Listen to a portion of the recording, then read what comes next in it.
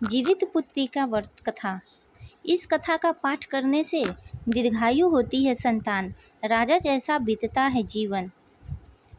आज माताएं और बहनें अपने बच्चों की दीर्घायु के लिए जीवित पुत्री का व्रत यानी कि जितिया का व्रत रखेगी और भगवान जितवाहन की विधि विधान से पूजा करके व्रत करने का संकल्प लेगी। हर साल आश्विन मास में कृष्ण पक्ष की सप्तमी वृद्धा अष्टमी तिथि में यह व्रत किया जाता है। इस व्रत में भगवान जितवाहन की पूजा होती है और उनकी व्रत कथा का पाठ किया जाता है। मान्यता है कि इस कथा का पाठ करने से आपके बच्चे की लंबी आयु होती है और साथ ही उनका जीवन राजा के समान बीतता है। तो आइए हम सुनते हैं जीवित पुत्री का व्रत कथा। एक बार नैमिषारण्य के निवासी ऋषियों ने संसार के कल्याणार्थ सूत जी से पूछा, हे सूत, कलिकाल में लोगों के बालक किस तरह दीर्घायु होंगे, सो कहिए। सूत जी बोले, जब द्वापर का अंत और कलयुग का आरंभ था, उसी समय बहुत सी शोकाकुल स्त्रियों ने आपस में सलाह की थी, क्या इस कलयुग में माता के जीवित रहते पुत्र मर जाएंगे।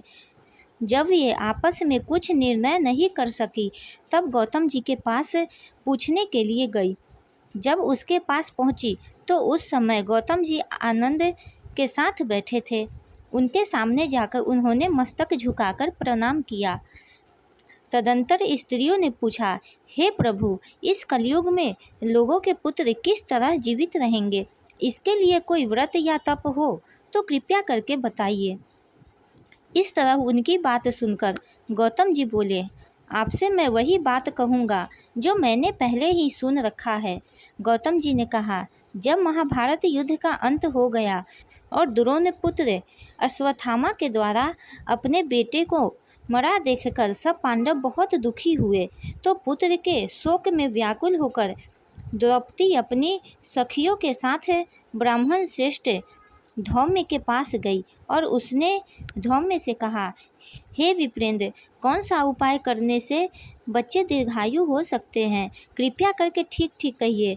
धौम्य बोले, सतयुग में सत्य वचन बोलने वाला, सत्य आचरण करने वाला समदर्शी जितवाहन नामक एक राजा था।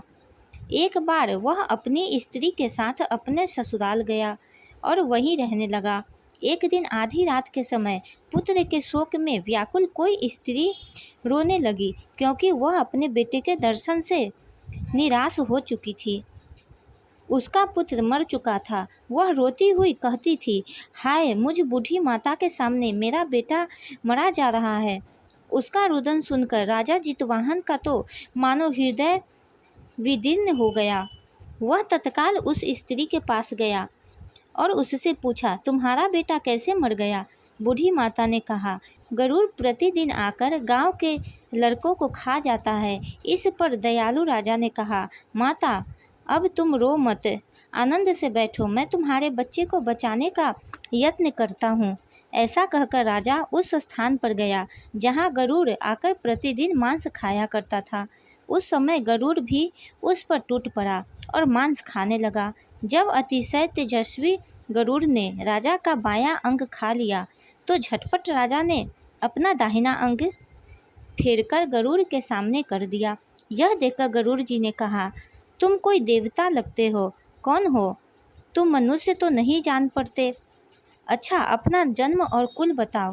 पीड़ा से व्याकुल मन वाले राजा ने कहा, हे पक्षीराज, इस तरह के प्रश्न करना व्यर्थ है, तुम अपनी इच्छा भर मेरा मांस खाओ। यह सुनकर गरुड़ रुक गए और बड़े आदर से राजा के जन्म और कुल की बात पूछने लगे।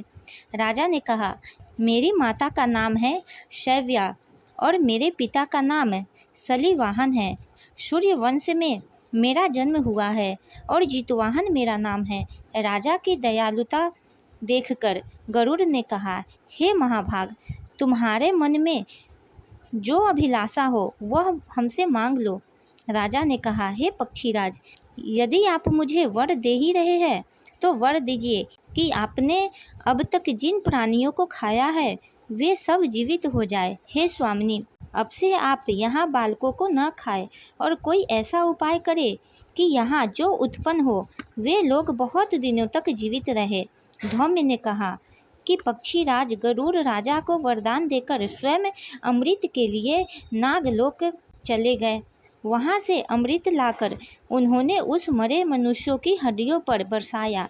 ऐसा करने से सब लोग जीवित हो गए जिनको कि पहले गरुड़ ने खाया था। धौम्य द्रौपदी से कहते हैं, हे देवी, मैंने यह अतिशय दुर्लभ व्रत तुमको बताया है। इस व्रत को करने से बच्चे दीर्घायु होते हैं। हे देवी, तुम भी विधि पूर्वक यह व्रत और दुर्गा जी का पूजन करो तो तुम्हें अभिलषित फल प्राप्त होगा। मुनिराज धौम्य की बात सुनकर द्रौपदी के हृदय में एक प्रकार का कौतूहल उत्पन्न हुआ और पूर्ववासिनी स्त्रियों को बुलाकर उनके साथ यह उत्तम व्रत किया। गौतम ने कहा, यह व्रत और इसके प्रभाव को किसी एक चील ने सुन लिया और अपनी सखी सियारिन को बतलाया। इसके बाद पीपल वृक्ष की शाखा पर बैठे उस चील ने और उस वृक्ष के खेतों में बैठकर सियारिन ने भी यह व्रत किया। फिर वही चील किसी उत्तम ब्राह्मण के मुँह से यह कथा सुनाई और पीपल के खोते में बैठी हुई अपनी सखी को सुनाया। सियारी ने आधी कथा सुनी थी कि उसे भूख लग गई और वह उसी समय सब से भरे शमशान में पहुंची। वहां उसने इच्छा भर मांस का भोजन किया और चिल्ली बिना कुछ खाए पिए रह गई और सवेरा हो गया। सवेरे वह गौशाले में गई और वहां गौ का दूध पिया। इस तरह नवमी को उसने पारण किया।